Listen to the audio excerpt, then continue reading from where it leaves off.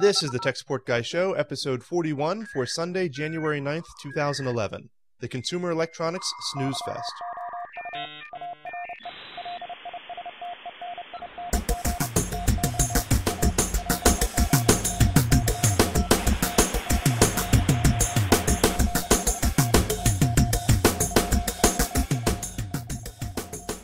This is the Tech Support Guy Show.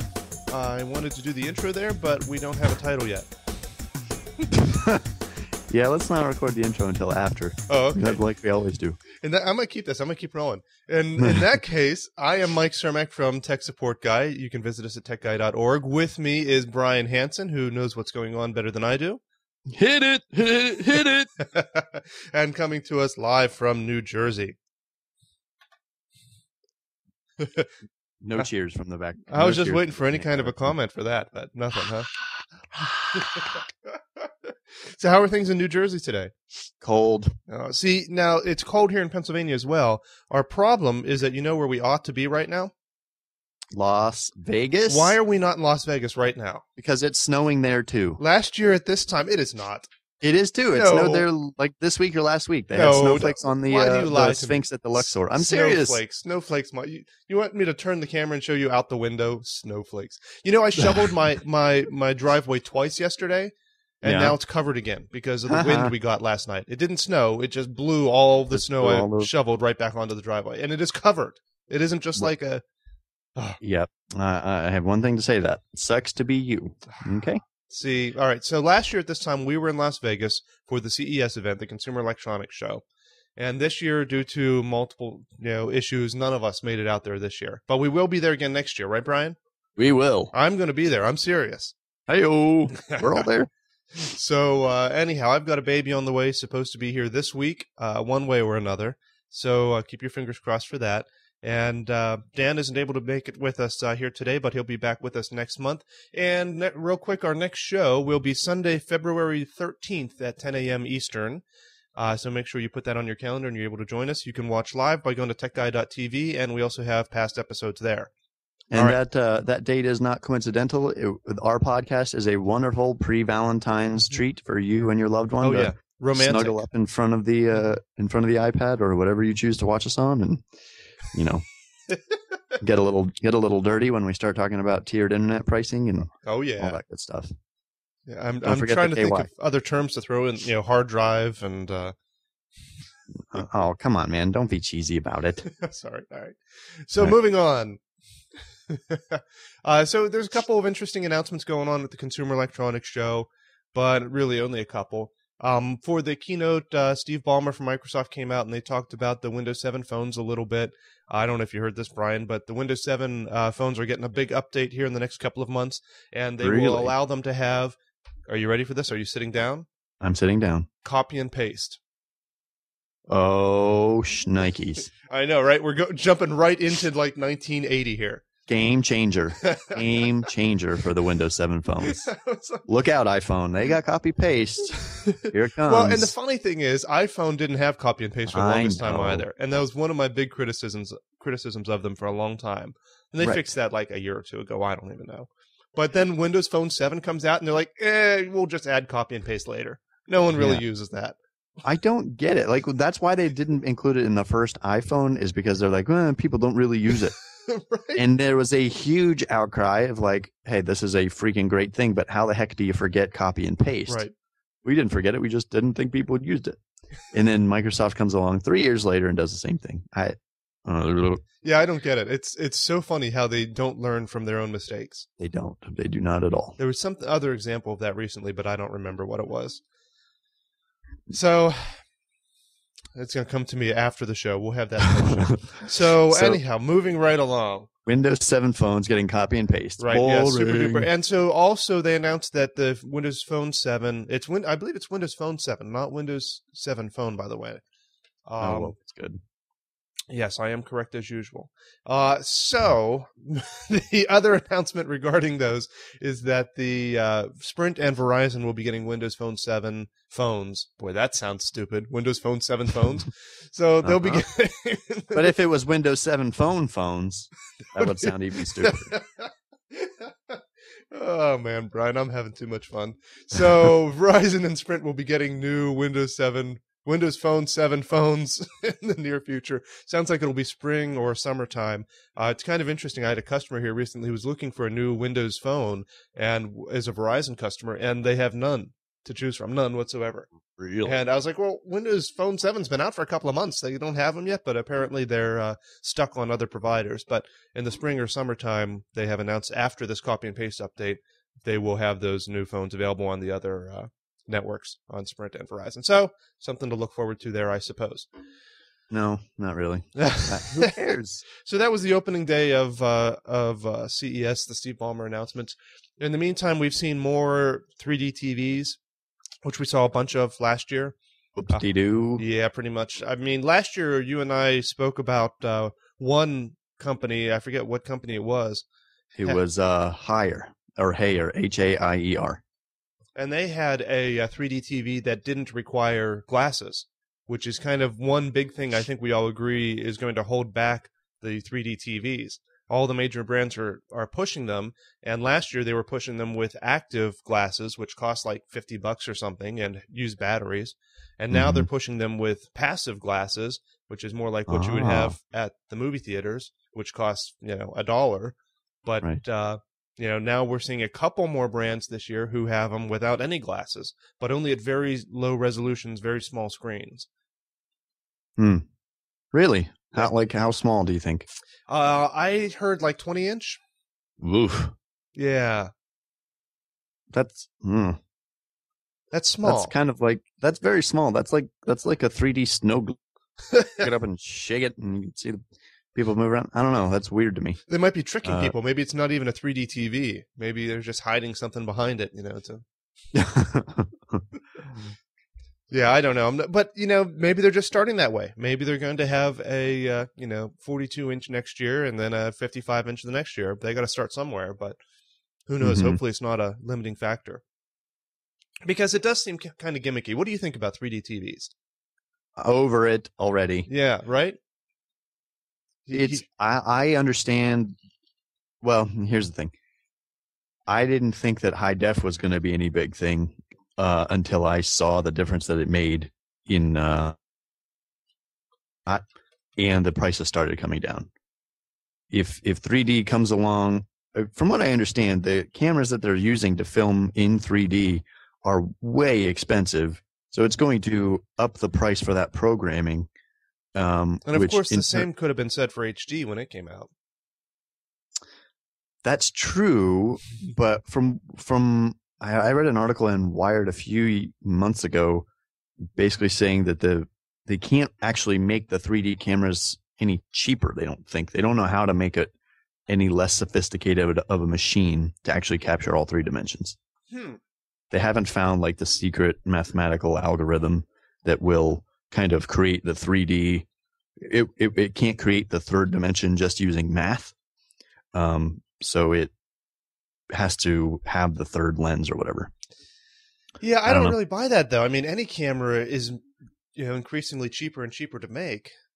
Even, if you just multiply that by 3 or 2. Does it take 3 lenses to make 3D? No, I guess it only takes 2. It only takes 2. But yeah, I don't know. I don't know how it works, but I just think it's gimmicky. It's probably crap for the most part. I mean, you remember Back to the Future 2? Oh yeah. I when love he lands Back to the Futures. I know, that's the 2 is my favorite one. Yeah, absolutely. Yeah, he lands in Hill Valley 2055 or whatever it is, and the big huge Jaws hologram comes out of the thing and like almost bites him or like whatever. Yeah, right. That to me feels like, okay, that's all 3D is ever going to be, is this weird gimmick that kind of intrudes on your life, but you're just going to look at it. Although holograms are a different story. I think holograms are the coolest thing in the world. Well, and that's kind of what that was, right? Wasn't that that's what that was. Yeah, that was definitely a hologram. So I don't know. I think I think they've got to lose the glasses. I don't see people sitting around to watch a football game with their goofy glasses on. I mean, as cool as they try to make these glasses look, they try to make them look like sunglasses and whatever. But Right. it's still lame to be wearing special glasses. And the other thing is, what about for people who like you're wearing your glasses right now? What about people who usually have regular glasses corrective on? eyewear? Yeah, Right. exactly. So anyhow, And the other thing is, like, even once they get rid of the glasses, you got the viewing angle to consider, which has not been a problem for TVs in a very long time, or at least not. It's not going to completely ruin the experience. Like, right? If you're at an NFL Super Bowl party and you're like the 37th guy to show up and you're stuck all the way in the corner with your plate of nachos, you can still sort of see the game and get something from it, right? But if you're out there in the corner in the hinterland trying to watch a 3D game, you ain't going to see crap. You're just going to be staring at your nachos the whole time. Right. Well, and of course, the other problem is that you can't really easily have someone being able to walk in and out of the show because you have to wear these goofy glasses. I mean, it's going to look like garbage if you don't have the glasses on. I don't know. Yep. I'm not buying it. But I'm not buying it we either. shall see. I mean, who knows? Maybe it'll just be one of those special things that you just watch a 3D movie with the kids once in a while as a special kind of Right. treat, but not regular television. Time will tell. I still feel it's a little gimmicky, but who knows? Yeah, I can't see a rerun of Friends being any more interesting just because it's in 3D, or any of the silly sitcoms that are on these days. I don't know why 3D would be interesting. I could see it for sports. I could see it for movies. I could see it for cartoons. Yep. But and I would think for cartoons it would be a relatively low additional cost to create it in 3D because you don't have any cameras. It's just a matter of generating a second viewpoint. That is a good point. For animation stuff, and maybe that's a boon for the animation industry. People will start writing scripts for animated series instead of regular series so that it can be done in 3D. And then they'll start making the graphics so good we won't be able to tell the difference. Yeah, well. Anyway. So moving along. What else did we see or not us see, but what else have we heard that we have missed at CES this year? Well, we heard that we missed another gallery of Slate PCs or tablet PCs. That was the funniest thing when they were known as slates because everyone thought last year at CES, for those that don't remember, everything was labeled a slate instead of it, except the iPad. So and that was the reason they didn't know what the name of the iPad was going to be. Everyone thought it was going to be Slate. Yep. So everything was a Slate PC last year. This year, it's all tablets. Right. And a bunch of Android tablets coming out, which is kind of fun. But I don't think it's going to be a hard push against the iPad. Hardcore geeks who like the Android and like the open source stuff will buy it, but it's not going to hit major markets, I don't think. Right. Not the way iPad does. I agree. I think the iPad has a lot going for it in terms of the screen, the display, the walled garden of Apple software. Well said. But I think there are a lot of other. I mean, we still have other companies out there making MP3 players for $20 that you can get at Staples. So obviously there's a market outside of Apple's stuff where this stuff will come in, but they need to stop using the word iPad killer because I don't think there's ever really going to. Well, and you made an interesting comparison there. There are the iPads, which are the good, the iPods, which are the good MP3 players, and then there are the $20 MP3 players. So with the iPad, are we going to have the good iPad and then the $100 tablet? Because that's not what we're seeing right now. The tablets, most of them that I've seen, are more expensive than the iPad, and I don't know how the heck that's supposed to work. Really? I didn't know that. The only one I've seen advertised is the Galaxy Tab, and I just assumed it was cheaper. It may be. I don't know. We'll have to Galaxy tablet. Samsung Galaxy tablet. As of January 1st, Verizon cut the price to $500. Will refund any purchase in the last 2 weeks. Yeah, it looks like it's $550 from AT&T. Okay. And how much is iPad? iPad, the low-end model is $499. So they're trying to get down there, but they're still $50 more for through AT&T. How much did you say Verizon was? It's $500 now. It used to be $600. Right. So now they are at the same price. So which one are you going to buy for $500? The iPad or the Galaxy Tab? Definitely the iPad. Right. Although Absolutely. the Galaxy Tab does have a camera in it, 2 cameras, but Yeah, so will the iPad too. Yeah. So speaking of which, have you heard the Yes. rumors the iPad 2 is coming out soon? I've heard tons of rumors. I don't know that anything has been confirmed. No, nothing's been confirmed. And it wouldn't surprise me if they came out with another one. Would be right on schedule.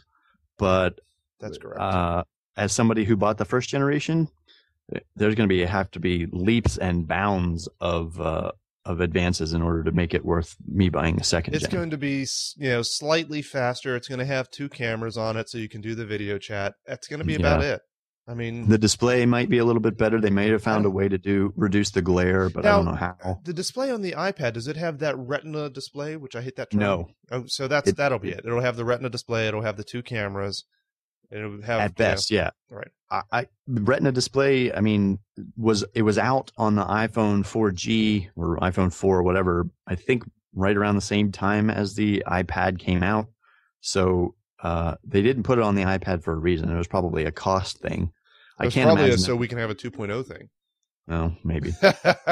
I don't like to think that they hold the stuff back from the first gen to add it to the second gen. Why else would they not have a camera on it? I mean, my iPod has a camera on it. That's true. I don't know. I want you to talk to Steve. Find out. It still strikes me as more of a consumption device than a creation device. Oh, definitely. You don't need. In my opinion, any device without a keyboard is a consumption device. Any device without a keyboard is a consumption device. It has a keyboard. It does not. It has a screen. It has a smart keyboard. Which I was I don't know, I guess I had too much coffee the other morning and I was thinking about stuff. We need to be able to customize or put a skin on those smart keyboards, I think.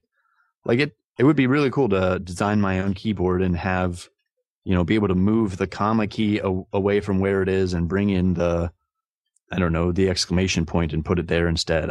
Wherever they end up being.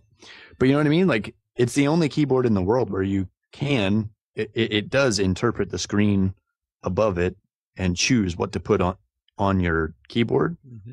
So why can't I be in control of it? Because Apple doesn't want you to be in control of anything. It's a freaking keyboard. I have heard advantages to that. I was talking to someone who has a flight planning software on their iPad, and they were talking about that same advantage that, whenever they're typing in a number field, it just shows giant numbers on the keyboard. Whenever you're typing in a name of an airport, it just shows giant letters on the keyboard. Whenever, and that's an advantage. I can see that, but I still need that tactile feedback. I need them to, I don't know. Yeah. You're not going to get it. Old school. Yeah, you're not going to get it from Apple. Yeah, you're right. So the other Apple rumor going around that I'd like to just quickly mention is Verizon's going to get an iPhone sometime in the future. All right, moving along. The big story that's out with that, I don't know if you've heard, big is not even a relative term. It's not even right at all. The story is that supposedly they're going to announce it early next month, early February. The word is that they're going to announce it just before the Super Bowl, and then they're going to hit the Super Bowl up with a bunch of Verizon iPhone commercials. That would make a heck of a lot of sense. It would, but it would make sense to do that for the iPad too as well. And I've heard that's supposed to be around April or so, just for those interested. Right. So real quick on this Verizon stuff, they're just talking about how it could add 9 to 12 million iPhones to Apple's bottom line next year if it moves to Verizon, which is a big freaking number for those of us who hold Apple stock or hold Verizon stock. That makes a difference. Interestingly, this article also mentions that I did not hear about the 3GS version of the iPhone that will stay on AT&T has just been cut.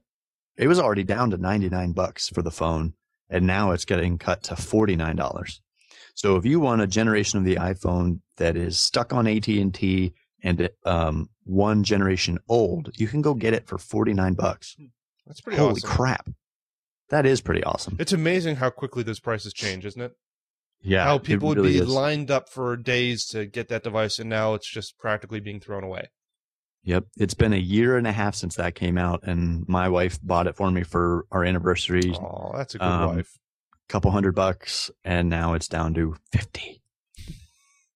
Yikes. Well, so that tells me how much I just overpaid for the iPad that I bought in November. Yikes. Yeah, I'm hoping now that you bought it, they'll come up with the iPad too, so I can buy that. Thanks, Ben. Thanks. By the way, I had that with me the other week when we had breakfast, and I didn't even get to pull it out and show it to you and let you. What the heck? I know. Well, we were just talking about babies the whole time. That's true. You don't have any cool baby apps on there? No, there are no cool baby apps. There's Really? there's like a if you have a high maintenance baby that requires specific amounts of food or specific feeding times, or you're a type A parent who wants to record exactly how many ounces of powder or formula or whatever, and how many poops and how many ounces of pee and all that crap. There are definitely apps that'll help you do that. All that but crap. Simple Excel spreadsheet. Yeah. But yeah, there really aren't any baby apps, and there are especially no baby apps for fathers. Everything's geared towards what's with that? I think you and I need to be working on an app. Okay. Which is going to give me a good excuse to buy an iPad. There you go. All right, we're going to work on that. We'll be back to everybody on that later. Yeah. Moving right along. What else has been going on? So Verizon, iPhone, whatever. Back to a couple CES things.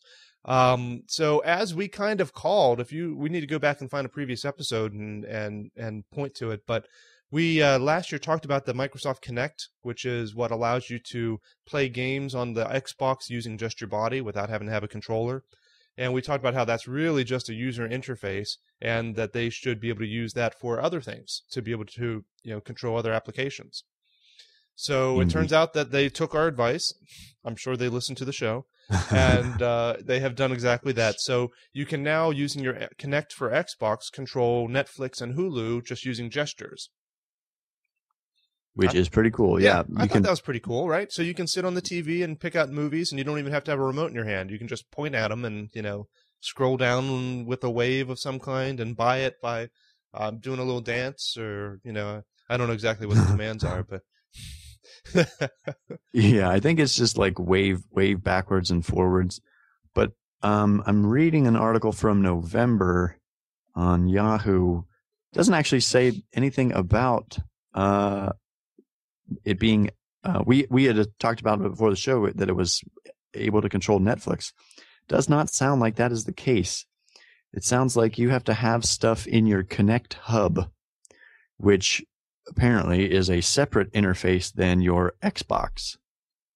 Here's the article I'm reading on it at the moment. It says, during the company's CES 2011 keynote, Microsoft announced that users will soon be able to use the Kinect's motion capabilities to control Zune, Netflix, Hulu Plus, and ESPN without a controller. With simple hand gestures and voice commands, users can browse through libraries of content and access full media playback controls. For example, user can say Xbox play song, or wave their hand in a swiping motion to scan through a list of movies. This feature is not important for just less technically savvy, but also for the disabled or physically impaired. I don't know about that. How someone physically impaired can more easily do this than do that? I guess possibly. Possibly. That's a little bit of a stretch for me. Well, I guess the voice command part of it, maybe. Yeah, certainly voice command part of it. Or if you are somebody who doesn't have fingers, pushing buttons is a challenge.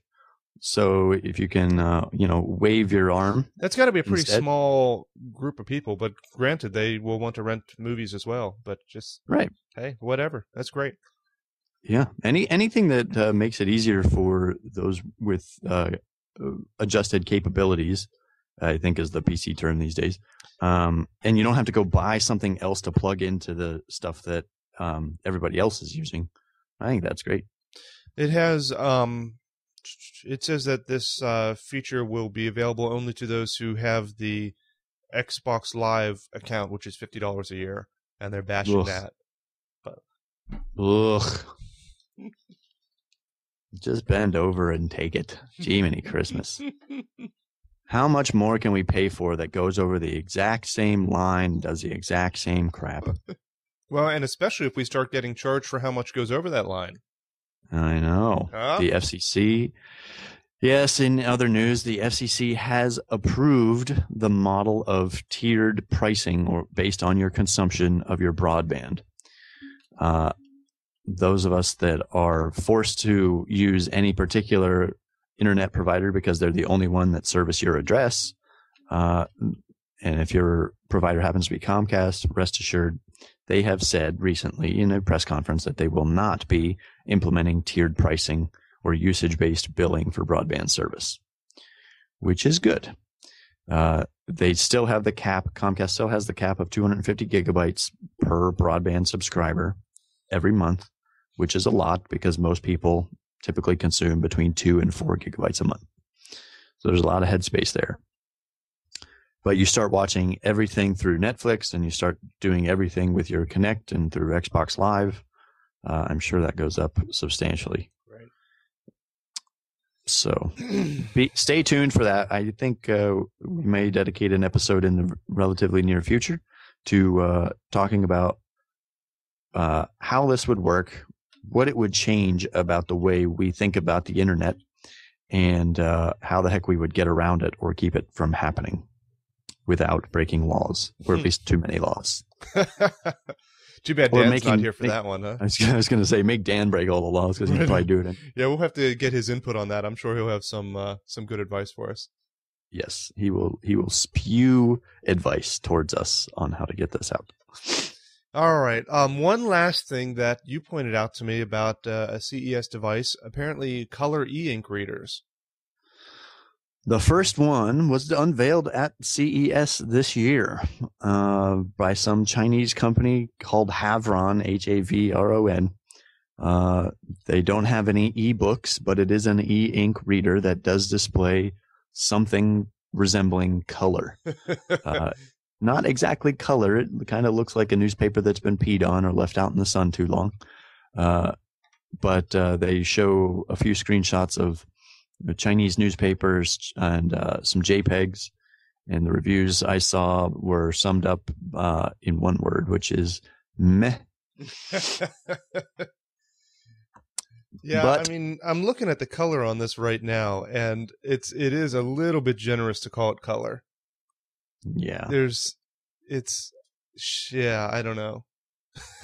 I feel like they just took the I feel like they just took the algorithm that produces things in grayscale and just kind of added back blue and red to it. I'm not sure there's even a yellow or a green to it. I think it's really just that's parlor tricks, smoke and mirrors. It's not really a color e-ink reader. So Amazon Kindle did not announce anything new as far as color is concerned at CES. So still waiting with bated breath for that. Right. The Nook color I've heard is pretty nice, but it's of course not e-ink, so it's still got that glare thing going for it, which is crap. Mm-hmm. Yeah, if you're gonna have that, you might as well get an iPad.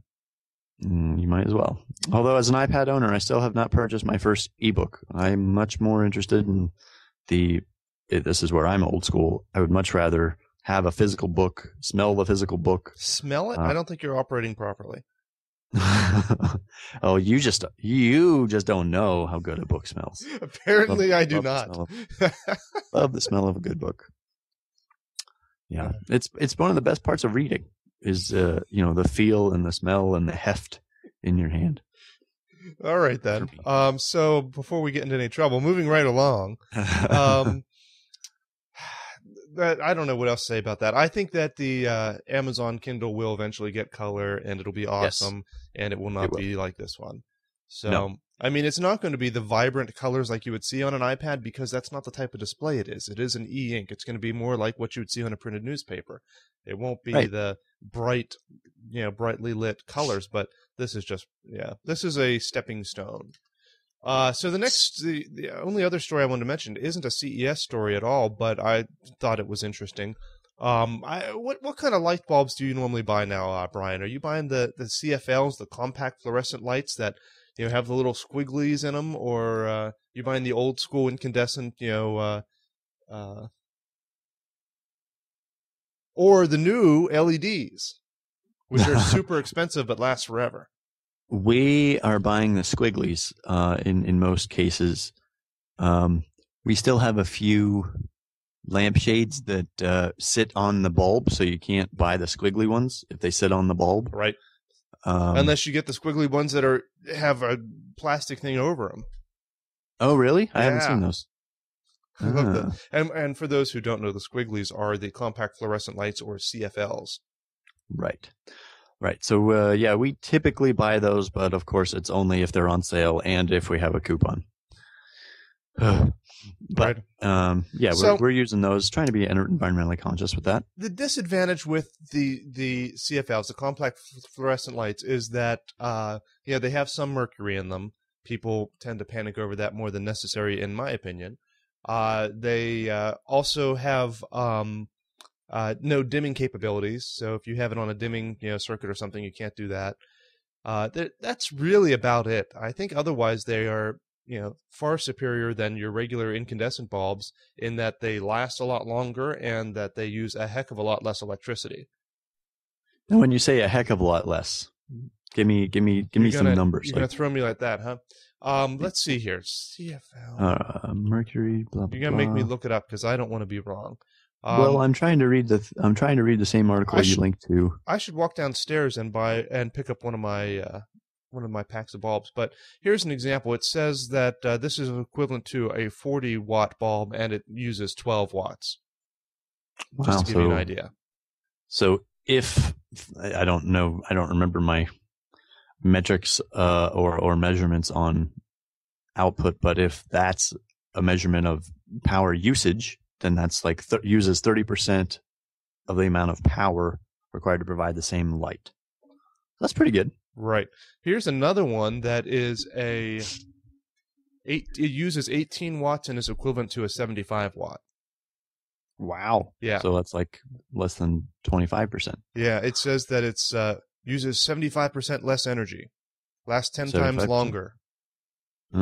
So 10 times longer. Wow. Well, that's their claim. Now, anyone who's ever used one of those will tell you that they don't last as long as they claim. There's several problems with that, by the way, and this gets off topic. But if you ever read the instructions, and who does that for these bulbs, and who would do that, it will tell you that if they are hanging downward, how is it? They worked optimally if they're in like a lamp. If they're, the base of the bulb is facing down and the glass part of the bulb is facing up. That's the most optimal, and that'll last the longest. But how many places in your house is that the case? How many lamps do you actually use? Most people will have them hanging from ceiling fixtures, either sideways or down. Yes. So those are the least efficient ways, and in those cases, the bulbs will fail prematurely and not last 10 times longer.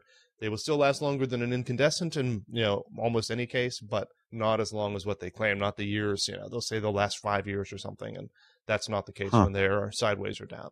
Anyhow, little tidbit for you guys. That's what you get for watching the show. Interesting, little facts like that. So moving along. So those have been the two big technologies, and we've been trying to push everybody to use CFLs because they use so much less energy than what incandescents do. And then the new thing came out, which was the LED lights, and LED lights are crazy expensive, but use even less electricity and last even longer. And can be dimmed, which is cool. That is cool. So I am amazed. Go ahead. I was just going to say, one thing that I've hated about LEDs, though, is that they're very directional. I haven't seen a good LED bulb that, had a 360-degree light coming from it. It's very spotlightish. But anyhow. Interesting. I'm amazed at how much advancement there seems to be and how much R&D gets spent on light bulbs. I get that we use a lot of electricity in our homes. Probably, especially in the last 20 years, that has not been even remotely the majority due to lighting. It's due to all the other crap that we have plugged into the walls that suck down juice even when they're not on. So where the heck is all the power-saving advancements on that stuff? Which, I get it. Those aren't really disposable, so you can't really replace them with new technology. The TV that you bought, you're going to have for 5 or 10 years. So what's the point in advancing? Blah, blah, blah. But light bulbs get a lot of attention. And I don't get it. There's a whole lot of them out there. There are. I walked into Walmart the other day because I had to buy No, I mean more in light use. bulbs. I mean in any given house. Oh, in use. Yeah, that's true. Especially the way things are today, and in most homes I'm in, half the lights are left on half the time anyway, even when there's no one in the room. Yeah. Maybe if we just turned off the light bulbs, we wouldn't have to worry about all this advanced technology. Like my grandma would say, you know? Yeah, I'm waiting for the ultimate lighting solution that senses when somebody's in the room. It figures out who it is, and it knows what level of lighting they like. And then within 30 seconds after there's no motion detected, it turns itself off. 30 seconds? Now I sit still longer than that to watch TV. It's got to be smarter than that. Okay, so it doesn't have to be motion activated. Somehow, I don't know, scent activated. It can smell when you're in the room, so it doesn't matter if you're moving or not moving. Like, ooh, he's reading a good book too. And then when you fart, it gets even brighter because it's like, oh, there's 4 people in here now. I don't know. I was thinking you would automatically turn on some exhaust fan, but you know. Just fix my lighting and let me stop buying freaking light bulbs. Well, a new company has come up with a new type of technology. So for light bulbs. So this is not your solution exactly though. Let's see here. Does it tell me even in this article how much it uses? It says it's more efficient than LEDs and has no mercury in it, which is cool. It's a equivalent of a 65-watt incandescent flood bulb, costs $20. What's cool about these is that they use some kind of technology similar to the way the old monitors did, the cathode ray tubes, CRT monitors, not the new flat screens everyone has, but the old school ones. And so they're calling them ESLs, electron simulated luminance. And it's supposed to be the next step up from LEDs. It says that, I was just trying to see, targeted performance, 19 watts it says it uses to generate 600 lumens. And it has 10,000 hour life. Wow. And it can be dimmed, and it has instant on. It doesn't have to warm up like some of the old CFLs did. And it's mercury free. It's interesting. It is interesting. I think they need to be aiming this crap towards corporations. I, walked by a couple hundred buildings in San Francisco when we were living out there. You just leave the lights on all night long for a security thing. And I'm like, that can't be good. It's probably not good. That adds up. It adds up. I'm just saying. I'm with you, man. And I think that we as consumers are subsidizing corporations that do that because we're paying a heck of a lot more for electricity than corporations are. That's for damn sure. I don't know. Well, and Ekim in the chat room makes a good point. He says that light bulb technology is great, but his electric bill keeps going up because of heating. It's true. So do we need more efficient heating? I mean, a lot of newer homes are just heat pumps, which is electric heating, which is not necessarily the most efficient from my understanding compared to some gas and propane and things like that. I mean, the advantage to electric, of course, as we've talked about with electric cars, is that then you can, get that electricity from anywhere, whether it's solar or wind or whatever. So that's definitely advantageous, but I don't know. And the big story in Pennsylvania here is that they're lifting the rate caps for the electric companies. So here in the new year, everyone's expecting a big increase in their electric bills. Holy crap. So that's been a big talk locally here. I don't know if that's going on anywhere else in the country, but I haven't heard anything about it, but I know we just looked at our power and light bill for January this week, and it's 3 times what it is normally. So that may be a reason. So we need to figure out a way to build much smarter homes which can direct heat instantly to the rooms that are in use, so that we're not having these high heating bills. And like Ekim Mike in the chat room is having, and can automatically turn the lights on and off based on who's in the room, and can automatically turn on the 3D television in the room based on who's in there. I'm trying to. What else can I roll back on? And you can control it all using the Microsoft Kinect system. So if you want it to be hotter, you can just shiver and it'll pick it up. And what else can I? What else can I harken back to? Did I hit them all? Here's the solution. Here's the solution. You know how in Japan they've been testing, and I don't know how widespread it is, but they've basically taken some train platforms where, literally millions of people are walking across them every single day. And they've put in what's called piezoelectric platforms, which basically it generates electricity. No way. Based on tiny fluctuations in the floor. And because there are millions of people and there's constant volume and there's constant fluctuations in the floor, it's capturing all of that movement and turning it into electricity. So that's the freaking solution for your home. Wow. But how much electricity does that actually generate? I don't know. It's not a lot yet, I'm guessing. Sure. I mean, it's you can put a little generator on the wheel of your bike and enough light comes out of the front of it to keep you from dying.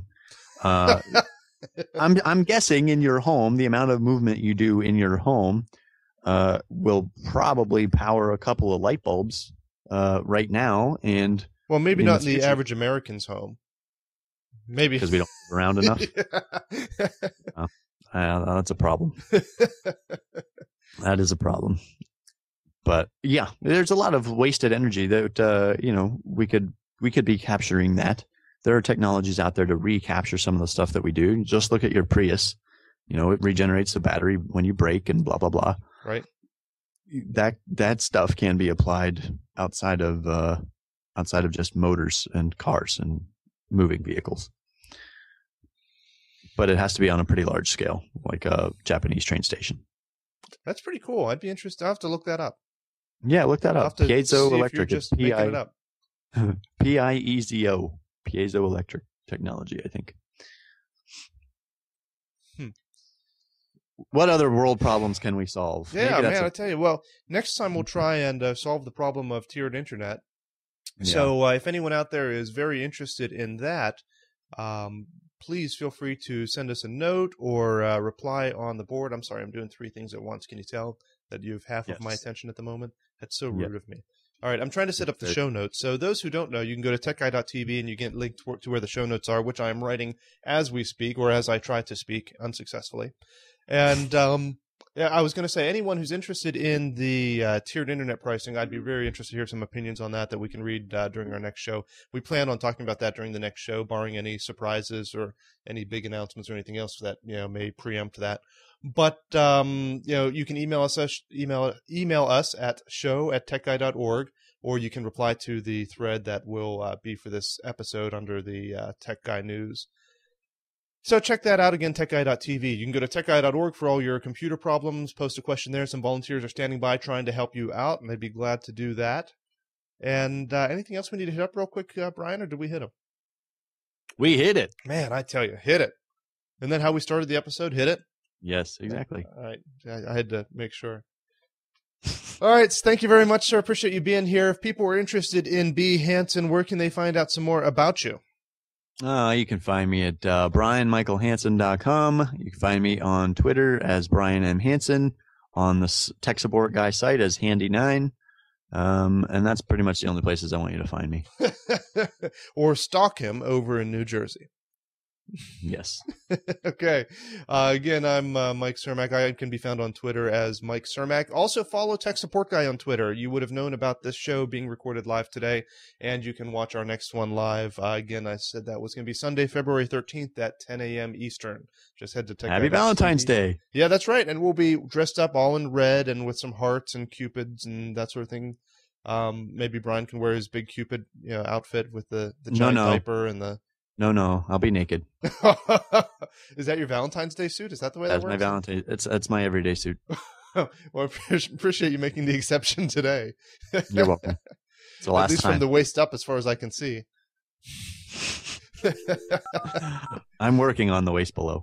Okay, we're going to let that one slide, and we're going to call it a wrap. Thank you very much for watching, and we'll see you next time.